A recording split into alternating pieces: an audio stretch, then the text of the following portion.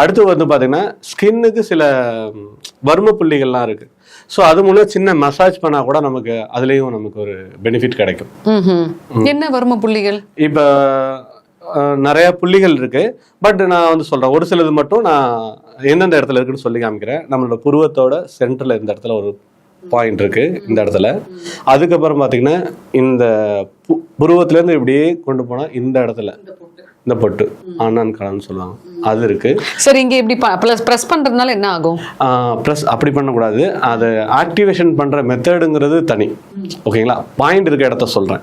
ஓகேங்களா? இந்த இடத்துல இருக்கு. இதை நம்ம என்ன பண்ணணும்னா ரொம்ப சாஃப்டா நம்ம அதை வந்து ஹேண்டில் பண்ணணும். இப்போ உதாரணத்துக்கு இப்படி எடுத்துப்போமே, இப்போ இந்த இடம் இருக்குன்னா முதல்ல தெரிஞ்சுக்கிட்டு தான் அதை பண்ணணும். ஸோ உங்களுக்காக நான் பண்ணி காமிக்கிறேன். இப்படி வச்சுட்டு ரிலாக்ஸ்டாக ஒரு வெளி சுழற்சி ஒரு 3 முறை, உள் சுழற்சி 3 முறை பண்ணியாச்சு. அடுத்து அப்படியே இந்த புருவத்திலேருந்து இந்த பொட்டில் வச்சுட்டு ஃபஸ்ட்டு ரிவர்ஸ், அதாவது clockwise anti clockwise, அடுத்து ஃபார்வேர்ட் இப்படி பண்ணுறோம்.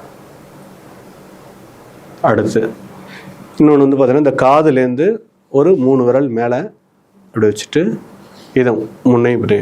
இது வந்து எதுனா உங்களுக்கு ஃபேஸுக்கு மட்டும் சொல்லலை. எங்கள் இப்போ ஐடி ஃபீல்டெல்லாம் ஒர்க் பண்ணுவாங்க.